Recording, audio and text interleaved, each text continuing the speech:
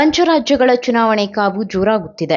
April 9 ಕರ್ನಾಟಕದಲ್ಲಿ 2 ಕ್ಷೇತ್ರಗಳ ಉಪಚುನಾವಣೆ ಹಾಗೂ 3 ರಾಜ್ಯಗಳ ವಿಧಾನಸಭಾ ಚುನಾವಣೆಯ ಮತದಾನ ನಡೆಯಲಿದೆ. ಈ ಪೈಕಿ ತಮಿಳುನಾಡು ವಿಧಾನಸಭೆ ಚುನಾವಣೆ ತೀವ್ರ ಪೈಪೋಟಿಯಿಂದ ಕೂಡಿದೆ. ಇಲ್ಲಿಯವರೆಗೆ ಡಿಎಂಕೆ, ಎಐಡಿಎಂಕೆ ಸೇರಿದಂತೆ ಕೆಲ ಪಕ್ಷಗಳ ನಡುವಿನ ಹೋರಾಟ ಇದೀಗ ವಿಸ್ತರಣೆಗೊಂಡಿದೆ. ಒಂದೆಡೆ ಬಿಜೆಪಿ ಶೇಕಡಾವಾರು ಮತದಲ್ಲಿ ಕೆಲ ಬದಲಾವಣೆ ತರಲಿದೆ. ಆದರೆ ನಟ ವಿಜಯ್ ನೇತೃತ್ವದ ಟಿವಿಕೆ ಪಕ್ಷ ಭಾರೀ ಬದಲಾವಣೆಯ ನಿರೀಕ್ಷೆಯಲ್ಲಿದೆ. ಚುನಾವಣೆ ಕಾವು ಏರುತ್ತಿದ್ದಂತೆ ಟಿವಿಕೆ ಪಕ್ಷಕ್ಕೆ ಹಿನ್ನಡೆಯಾಗಿದೆ. ತಮಿಳುನಾಡು ಚುನಾವಣೆ ಇನ್ನೂ ಕೂಡ ನಡೆದಿಲ್ಲ. ಆದರೆ ಚುನಾವಣೆಗೂ ಮೊದಲೇ ಟಿವಿಕೆ ಒಂದು ಸ್ಥಾನ ಕಳೆದುಕೊಂಡಿದೆ. ಪ್ರಚಾರ ನಡೆಯುತ್ತಿರುವಾಗಲೇ ಟಿವಿಕೆ ಪಕ್ಷ ಎಡಪ್ಪಾಡಿ ಕ್ಷೇತ್ರದಲ್ಲಿ ಸೋಲು ಕಂಡಿದೆ. ಟಿವಿಕೆ ಪಕ್ಷದ 2 ಅಭ್ಯರ್ಥಿಗಳ ನಾಮಪತ್ರ ತಿರಸ್ಕೃತಗೊಂಡಿದೆ. ಪ್ರತಿ ನಾಮಪತ್ರದಲ್ಲಿ ಕನಿಷ್ಠ 10 ಮಂದಿ ಸಹಿ ಹಾಕಿರಬೇಕು. ಆದರೆ ಅರುಣ್ ಕುಮಾರ್ ನಾಮಪತ್ರದಲ್ಲಿ 7 ಮಂದಿ ಹಾಗೂ ನಿತ್ಯ ನಾಮಪತ್ರದಲ್ಲಿ 7 ಮಂದಿ ಸಹಿ ಹಾಕಿದ್ದಾರೆ. ಕೆಲ ಪ್ರಮುಖ ಮಾಹಿತಿ ಭರ್ತಿ ಮಾಡದ ಕಾರಣ ಚುನಾವಣಾ ಆಯೋಗ ನಾಮಪತ್ರವನ್ನ ತಿರಸ್ಕೃತಗೊಳಿಸಿದೆ. ಇನ್ನು ನಾಮಪತ್ರ ತಿರಸ್ಕೃತಗೊಂಡ ಶಾಕ್ನಿಂದ ಟಿವಿಕೆ ಪಕ್ಷ ಚೇತರಿಸಿಕೊಳ್ಳುವ ಮೊದಲೇ ಟಿವಿಕೆಯ 2 ಅಭ್ಯರ್ಥಿಗಳು ಅರುಣ್ ಕುಮಾರ್ ಹಾಗೂ ನಿತ್ಯ ನಾಪತ್ತೆಯಾಗಿದ್ದಾರೆ. ಟಿವಿಕೆ ಪಕ್ಷದ ಅಭ್ಯರ್ಥಿಗಳು ಪ್ರತಿಭಟನೆ ತೀವ್ರಗೊಳಿಸಿದ್ದಾರೆ. ಅಸ್ಸಾಂ ಮತ್ತು ಕೇರಳ ಮತ್ತು ಕೇಂದ್ರಾಡಳಿತ ಪ್ರದೇಶವಾದ ಪುದುಚೇರಿಯಲ್ಲಿ ಏಪ್ರಿಲ್ 9ರಂದು ವಿಧಾನಸಭಾ ಚುನಾವಣೆ ನಡೆಯಲಿದೆ. ಚುನಾವಣೆಯ ಪ್ರಚಾರ ಮಂಗಳವಾರ ಸಂಜೆ ಕೊನೆಗೊಂಡಿದೆ. ಏಪ್ರಿಲ್ 9ರಂದು ಒಂದೇ ಹಂತದಲ್ಲಿ ಮತದಾನ ನಡೆಯಲಿದ್ದು ಮೇ 4ರಂದು ಫಲಿತಾಂಶ ಪ್ರಕಟವಾಗಲಿದೆ. ಅಸ್ಸಾಂನ 126 ಸ್ಥಾನಗಳು, ಕೇರಳದ 140 ಸ್ಥಾನಗಳು ಮತ್ತು ಪುದುಚೇರಿಯ 30 ಸ್ಥಾನಗಳಿಗೆ ಗುರುವಾರ ಒಂದೇ ಹಂತದಲ್ಲಿ ಮತದಾನ ನಡೆಯಲಿದೆ. ಅಸ್ಸಾಂನಲ್ಲಿ ಒಟ್ಟು 25 ಮಿಲಿಯನ್ ಮತದಾರರಿದ್ದಾರೆ. 126 ವಿಧಾನಸಭಾ ಸ್ಥಾನಗಳಿಗೆ 722 ಅಭ್ಯರ್ಥಿಗಳು ಸ್ಪರ್ಧಿಸುತ್ತಿದ್ದು ಬಹುಮತ 64 ಆಗಿದೆ. ಕೇರಳ ವಿಧಾನಸಭೆಯ 140 ಸ್ಥಾನಗಳಿಗೆ 890 ಅಭ್ಯರ್ಥಿಗಳು ಸ್ಪರ್ಧಿಸುತ್ತಿದ್ದಾರೆ. ಕೇರಳ ವಿಧಾನಸಭೆಯ 140 ಸ್ಥಾನಗಳಿಗೆ 890 ಅಭ್ಯರ್ಥಿಗಳು ಸ್ಪರ್ಧಿಸುತ್ತಿದ್ದಾರೆ. ಪ್ರಮುಖ ರಾಜಕೀಯ ಪಕ್ಷಗಳ ನಡುವೆ ಸ್ಪರ್ಧೆ ತ್ರಿಕೋನವಾಗಿದೆ. ಸರ್ಕಾರ ರಚಿಸಲು 16 ಸ್ಥಾನಗಳು ಬಹುಮತದ ಅಗತ್ಯವಿದೆ. ಸರಿಸುಮಾರು 4.43 ಲಕ್ಷ ಪುರುಷರು, 5 ಲಕ್ಷ ಮಹಿಳೆಯರು ಮತ್ತು 139 ತೃತೀಯ ಲಿಂಗದ ಮತದಾರರು ಸೇರಿದಂತೆ ಒಟ್ಟು 9.44 ಲಕ್ಷ ಮತದಾರರಿದ್ದಾರೆ. ತಮಿಳುನಾಡು ಮತ್ತು ಬಂಗಾಳದಲ್ಲಿ ರಾಜಕೀಯ ಪಕ್ಷಗಳು ತಮ್ಮ ಚುನಾವಣಾ ಪ್ರಚಾರವನ್ನ ತೀವ್ರಗೊಳಿಸಿದೆ.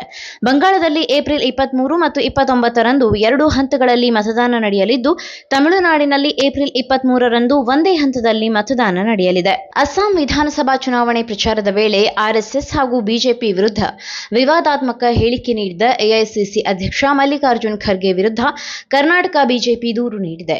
ಶಾಸಕರಾದ ಸಿಕೆ ರಾಮಮೂರ್ತಿ, ಮುನಿರಾಜು ನೇತೃತ್ವದ ಬಿಜೆಪಿ ಬೆಂಗಳೂರಿನ ಡಿಜಿ ಹಾಗೂ ಐಜಿಪಿ ಕಚೇರಿಯಲ್ಲಿ ಮಲ್ಲಿಕಾರ್ಜುನ್ ಖರ್ಗೆ ವಿರುದ್ಧ ದೂರು ನೀಡಿದೆ. ಬಿಜೆಪಿ ಮತ್ತು ಆರ್ಎಸ್ಎಸ್ ಕಾರ್ಯಕರ್ತರ ವಿರುದ್ಧ ಬಹಿರಂಗವಾಗಿ ಮಲ್ಲಿಕಾರ್ಜುನ್ ಖರ್ಗೆ ಹಿಂಸೆಗೆ ಪ್ರಚೋದನೆ ನೀಡಿದ್ದು, ಅವರ ವಿರುದ್ಧ ಕ್ರಮ ಕೈಗೊಳ್ಳುವಂತೆ ದೂರಿನಲ್ಲಿ ಉಲ್ಲೇಖಿಸಲಾಗಿದೆ. ಅಸ್ಸಾಂನ ನೀಲಾಂ ಬಜಾರ್ನಲ್ಲಿ ಭಾನುವಾರ ನಡೆದ ಸಾರ್ವಜನಿಕ ಸಭೆಯಲ್ಲಿ ಕಾಂಗ್ರೆಸ್ ಅಧ್ಯಕ್ಷ ಮಲ್ಲಿಕಾರ್ಜುನ್ ಖರ್ಗೆ ವಿವಾದಾತ್ಮಕ ಹೇಳಿಕೆ ನೀಡಿದ್ದಾರೆ. ಪ್ರಾರ್ಥನೆಯ ಸಮಯದಲ್ಲೂ ಕಾಣಿಸಿಕೊಳ್ಳುವ ವಿಷಕಾರಿ ಹಾವನ್ನ ಕೊಲ್ಲಬೇಕು ಎಂದು ಕುರಾನ್ ಹೇಳುತ್ತದೆ ಎಂದು ಉಲ್ಲೇಖಿಸಿ, ಆರ್ಎಸ್ಎಸ್ ಮತ್ತು ಬಿಜೆಪಿ ಅದೇ ರೀತಿಯ ಹಾವುಗಳಾಗಿದೆ, ಅವುಗಳನ್ನ ಕೊಲ್ಲದಿದ್ದರೆ ನೀವು ಬದುಕಲು ಸಾಧ್ಯವಿಲ್ಲ ಎಂದು ಹೇಳಿದರು. ಸೋಷಿಯಲ್ ಮೀಡಿಯಾದಲ್ಲಿ ಮಲ್ಲಿಕಾರ್ಜುನ್ ಖರ್ಗೆ ಹೇಳಿಕೆ ತೀವ್ರ ಟ್ರೋಲ್ ಮಾಡಿದ್ದು, ಬಿಜೆಪಿ ಮತ್ತು ಆರ್ಎಸ್ಎಸ್ ಕಾರ್ಯಕರ್ತರ ವಿರುದ್ಧ ಬಹಿರಂಗವಾಗಿ ಮಲ್ಲಿಕಾರ್ಜುನ್ ಖರ್ಗೆ ಹಿಂಸೆಗೆ ಪ್ರಚೋದನೆ ನೀಡಿದ್ದಾರೆ ಎಂದು ಆರೋಪಿಸಲಾಗಿದೆ. ಕೇರಳದ ಕಾಂಗ್ರೆಸ್ ಸಂಸದ ಹಾಗೂ ಪಕ್ಷದ ಹಿರಿಯ ನಾಯಕ ಶಶಿ ತರೂರ್ ತಮ್ಮದೇ ಹಿರಿಯ ನಾಯಕರ ವಿರುದ್ಧ ಪರೋಕ್ಷ ವಾಗ್ದಾಳಿ ನಡೆಸಿದ್ದಾರೆ. ಈ ಬಾರಿ ಗುಜರಾತಿಗಳನ್ನ ಅನಕ್ಷರಸ್ಥರು ಎಂದ ಎಐಸಿಸಿ ಮುಖ್ಯಸ್ಥ ಮಲ್ಲಿಕಾರ್ಜುನ್ ಖರ್ಗೆ ವಿರುದ್ಧ ಚಾಟಿ ಬೀಸಿದ್ದಾರೆ. ಹೌದು, ಕೇರಳದ ಇಡುಕ್ಕಿಯಲ್ಲಿ ನಡೆದ ಪಕ್ಷದ ಪ್ರಚಾರ ಕಾರ್ಯಕ್ರಮದಲ್ಲಿ ಕೇರಳಿಗರನ್ನ ಹೊಗಳುವ ಭರದಲ್ಲಿ ಗುಜರಾತ್ ಪ್ರಜೆಗಳನ್ನ ಅನಕ್ಷರಸ್ಥರು ಎಂದಿದ್ದ ಮಲ್ಲಿಕಾರ್ಜುನ್ ಖರ್ಗೆ ವಿರುದ್ಧ ಶಶಿ ತರೂರ್ ಅಸಮಾಧಾನ ವ್ಯಕ್ತಪಡಿಸಿದ್ದಾರೆ.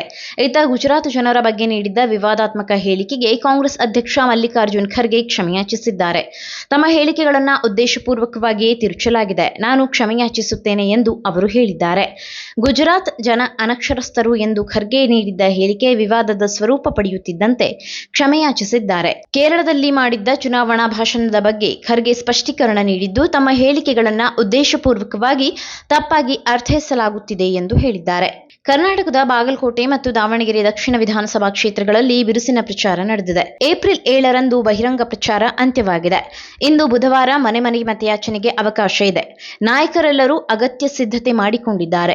ನಾಳೆ ಗುರುವಾರ ಏಪ್ರಿಲ್ 9ರಂದು ಬೆಳಗ್ಗೆ 7 ಗಂಟೆಯಿಂದ ಸಂಜೆವರೆಗೆ 6 ಗಂಟೆಯವರೆಗೆ ಮತದಾನ ಜರುಗಲಿದೆ. ಚುನಾವಣಾ ಆಯೋಗದ ಅಧಿಕಾರಿಗಳು ಅಗತ್ಯ ಸಿದ್ಧತೆ ಮಾಡಿಕೊಂಡಿದ್ದಾರೆ. ಪಾರದರ್ಶಕ ಮತ್ತು ನ್ಯಾಯಯುತ ಮತದಾನ ನಡೆಸಲು ಚುನಾವಣೆ ಆಯೋಗದ ಅಧಿಕಾರಿಗಳು ಎಂದಿನಂತೆ ಆದ್ಯತೆ ನೀಡಿದ್ದಾರೆ. ಮತಗಟ್ಟೆಗಳ ಬಳಿ ಯಾವುದೇ ರೀತಿಯ ಅಹಿತಕರ ಘಟನೆ ನಡೆಸದಂತೆ ಮುನ್ನೆಚ್ಚರಿಕೆ ವಹಿಸಲಾಗಿದೆ. ಅಗತ್ಯ ಬಿಗಿ ಭದ್ರತೆ ಸಹ ನೀಡಲಾಗಿದೆ. ಬಾಗಲಕೋಟೆ ಮತ್ತು ದಾವಣಗೆರೆ ಜಿದ್ದಾಜಿದ್ದಿನ ಕಣವಾಗಿ ಬದಲಾಗಿದೆ. ಆಡಳಿತ ಪಕ್ಷ ಕಾಂಗ್ರೆಸ್ ಹಾಗೂ ವಿಪಕ್ಷ ಬಿಜೆಪಿಗೆ ಈ ಗೆಲುವು ಪ್ರತಿಷ್ಠೆಯಾಗಿದೆ. 2026 ಜೂನ್ ಹೊತ್ತಿಗೆ ನಡೆಯಲಿರುವ ಗ್ರೇಟರ್ ಬೆಂಗಳೂರು ಪ್ರಾಧಿಕಾರ ಚುನಾವಣೆ ಹಾಗೂ ರಾಜ್ಯದ ಇನ್ನಿತರ ಜಿಲ್ಲಾ ಪಂಚಾಯಿತಿ, ನಗರಸಭೆ, ಗ್ರಾಮ ಪಂಚಾಯಿತಿ ಸೇರಿ ಸ್ಥಳೀಯ ಚುನಾವಣೆಗಳ ಮೇಲೂ ಉಪಚುನಾವಣೆ ಫಲಿತಾಂಶ ತನ್ನದೇ ಆದ ಪ್ರಭಾವ ಬೀರಲಿದೆ. ರಾಜ್ಯ ರಾಜಕೀಯದಲ್ಲಿ ಮತ್ತೊಂದು ಮಹತ್ವದ ಬೆಳವಣಿಗೆ ನಡೆದಿದೆ. ಉಚ್ಚಾಟನೆಯಾದ ಬಸನಗೌಡ ಪಾಟೀಲ್ ಯತ್ನಾಳ್ ಅವರು ಶೀಘ್ರದಲ್ಲೇ ಮತ್ತೆ ಬಿಜೆಪಿಗೆ ಸೇರುವ ಸಾಧ್ಯತೆ ಇದೆ ಎಂಬ ಹೇಳಿಕೆ ರಾಜಕೀಯ ವಲಯದಲ್ಲಿ ಚರ್ಚೆಗೆ ಗ್ರಾಸವಾಗಿದೆ. ಬಿಜೆಪಿ ಶಾಸಕ ರಮೇಶ್ ಜಾರಕಿಹೊಳಿ ಯತ್ನಾಳ್ ಅವರನ್ನ ಮತ್ತೆ ಪಕ್ಷಕ್ಕೆ ಕರೆತರಲು ಪ್ರಯತ್ನಗಳು ನಡೆಯುತ್ತಿದೆ ಎಂದು ತಿಳಿಸಿದ್ದಾರೆ. ಯತ್ನಾಳ್ ಉಚ್ಚಾಟನೆಯಾದ ದಿನದಿಂದಲೇ ಅವರನ್ನ ಮರಳಿ ಬಿಜೆಪಿಗೆ ಕರೆತರುವ ಪ್ರಯತ್ನ ಮಾಡುತ್ತಿದ್ದೇನೆ. ಆದರೆ ಬಿಜೆಪಿಯನ್ನ ತೊರೆದು ಕಾಂಗ್ರೆಸ್ ಪಕ್ಷದಿಂದ ಶಾಸಕರಾಗಿರುವ ಲಕ್ಷ್ಮಣ್ ಸವದಿ ಯಾವುದೇ ಕಾರಣಕ್ಕೂ ಬಿಜೆಪಿಗೆ ಮರಳಿ ಬರುವಂತಿಲ್ಲ. ಒಂದು ವೇಳೆ ಬಿಜೆಪಿಗೆ ಬಂದರೆ ನಾವು ಅವರನ್ನ ಪಕ್ಷಕ್ಕೆ ಸೇರಿಸಿಕೊಳ್ಳುವುದಿಲ್ಲ ಎಂದು ಶಾಸಕ ರಮೇಶ್ ಜಾರಕಿಹೊಳಿ ಖಡಕ್ ಆಗಿ ಹೇಳಿದ್ದಾರೆ. ಶಾಸಕ ಲಕ್ಷ್ಮಣ್ ಸವದಿ ಅವರು ಪಕ್ಷವನ್ನ ಬಿಟ್ಟು ಬಿಜೆಪಿ ನಾಯಕರ ಬಗ್ಗೆ ಮತ್ತು ಮತಕ್ಷೇತ್ರದ ಜನರಿಗೆ ಹೇಳಿದ ಭಾಷಣಗಳನ್ನ ಎಲ್ಇಡಿ ಸ್ಕ್ರೀನ್ ಮೂಲಕ ತೋರಿಸುತ್ತೇವೆ. ಅವರು ಬಿಜೆಪಿಗೆ ಬರಲಿದ್ದಾರೆ ಎಂಬುದನ್ನ ಮತಕ್ಷೇತ್ರದಲ್ಲಿ ಸೃಷ್ಟಿ ಮಾಡಲಾಗುತ್ತಿದೆ. ಲಕ್ಷ್ಮಣ್ ಸವದಿ ಬಿಜೆಪಿಗೆ ಬರುತ್ತಾರೆ ಎಂದು ಬೀದಿಗಳಲ್ಲಿ ಜನ ಹೇಳುತ್ತಿದ್ದಾರೆ. ನಾನು ಹೇಳಿಲ್ಲ. ಅಥಣಿಯ ಬಿಜೆಪಿ ಕಾರ್ಯಕರ್ತರಲ್ಲಿ ಗೊಂದಲ ಸೃಷ್ಟಿಸುವ ತಂತ್ರಗಾರಿಕೆಯನ್ನ ಲಕ್ಷ್ಮಣ್ ಸವದಿ ಹಾಗೂ ಅವರ ಬೆಂಬಲಿಗರು ಮಾಡುತ್ತಿದ್ದಾರೆ. ಇಂತಹ ತಂತ್ರಗಾರಿಕೆಯ ಮಾತುಗಳಿಗೆ ಬಿಜೆಪಿ ಕಾರ್ಯಕರ್ತರು ಹಾಗೂ ಮುಖಂಡರು ಯಾವುದೇ ಕಿವಿಗೊಡಬಾರದು ಎಂದು ತಿಳಿಸಿದರು. ಕರ್ನಾಟಕದಲ್ಲಿ ಈ ವರ್ಷದ ಉಪಚುನಾವಣೆಗೆ ಕೆಲವೇ ಗಂಟೆಗಳು ಮಾತ್ರ ಬಾಕಿ ಇದೆ. ಕಳೆದ 2 ವಾರಗಳಿಂದ ಬಿಜೆಪಿ ಹಾಗೂ ಕಾಂಗ್ರೆಸ್ ನಾಯಕರಿಂದ ಬಾಗಲಕೋಟೆ ಹಾಗೂ ದಾವಣಗೆರೆ ದಕ್ಷಿಣ ಕ್ಷೇತ್ರಗಳಲ್ಲಿ ಭರ್ಜರಿ ಪ್ರಚಾರ ನಡೆದಿದೆ. ಕಾಂಗ್ರೆಸ್ ಸರ್ಕಾರದ ದುರಾಡಳಿತದಿಂದ ಜನರ ತೆರಿಗೆ ಹೊರೆ ಅನುಭವಿಸುತ್ತಿದ್ದಾರೆ ಎಂದು ವಿಪಕ್ಷ ನಾಯಕ ಆರ್ ಅಶೋಕ್ ಅವರು ದೂರುತ್ತಲೇ ಬಂದಿದ್ದಾರೆ. ಚುನಾವಣೆ ಫಲಿತಾಂಶ ಮತ್ತು ಕಾಂಗ್ರೆಸ್ ಕುರಿತು ಅವರು ಭವಿಷ್ಯ ನುಡಿದಿದ್ದಾರೆ.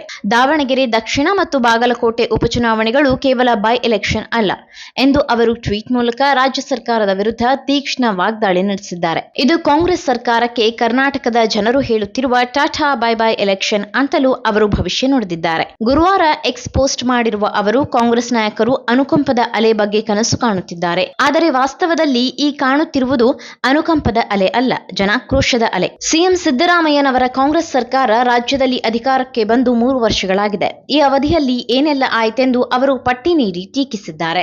ಕದನ ವಿರಾಮ ಘೋಷಣೆಯಾದ ಬಳಿಕವೂ ಇರಾನ್ನಲ್ಲಿ ಆತಂಕದ ವಾತಾವರಣ ಮುಂದುವರೆದಿದ್ದು, ಅಲ್ಲಿರುವ ಭಾರತೀಯರಿಗೆ ತಕ್ಷಣ ದೇಶ ತೊರೆಯುವಂತೆ ತುರ್ತು ಸೂಚನೆ ನೀಡಲಾಗಿದೆ.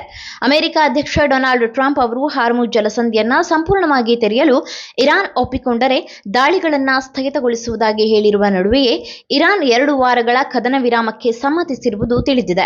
ಈ ಸಂಬಂಧ ಪಾಕಿಸ್ತಾನದ ಇಸ್ಲಾಮಾಬಾದ್ನಲ್ಲಿ ಮಾತುಕತೆಗಳು ನಡೆಯಲಿದೆ ಎಂದು ತಿಳಿದು ಬಂದಿದೆ. ಆದರೆ ಅಮೆರಿಕ ಸೇನೆಯ ಆಪರೇಷನ್ ಎಪಿಕ್ ಫ್ಯೂರಿ ಹಿನ್ನೆಲೆಯಲ್ಲಿ ಪರಿಸ್ಥಿತಿ ಇನ್ನೂ ಉದ್ವಿಗ್ನವಾಗಿರುವ ಹಿನ್ನೆಲೆ ತೆಹರಾನ್ನಲ್ಲಿರುವ ಭಾರತೀಯ ರಾಯಭಾರ ಕಚೇರಿಯು ಮಹತ್ವದ ಎಚ್ಚರಿಕೆಯನ್ನು ನೀಡಿದೆ. ಇರಾನ್ನಲ್ಲಿರುವ ಭಾರತೀಯ ನಾಗರಿಕರು ಕೂಡಲೇ ಸುರಕ್ಷಿತ ಮಾರ್ಗಗಳನ್ನು ಬಳಸಿಕೊಂಡು ದೇಶವನ್ನ ತೊರೆಯುವಂತೆ ರಾಯಭಾರ ಕಚೇರಿ ಸೂಚಿಸಿದೆ. ಸಾಮಾಜಿಕ ಜಾಲತಾಣ ಎಕ್ಸ್ ಮೂಲಕ ಪ್ರಕಟಿಸಿದ ಸಲಹೆಯಲ್ಲಿ ಯಾವುದೇ ಪ್ರಯಾಣಕ್ಕೂ ಮುನ್ನ ರಾಯಭಾರ ಕಚೇರಿಯೊಂದಿಗೆ ಸಮನ್ವಯ ಸಾಧಿಸಬೇಕು ಎಂದು ತಿಳಿಸಲಾಗಿದೆ.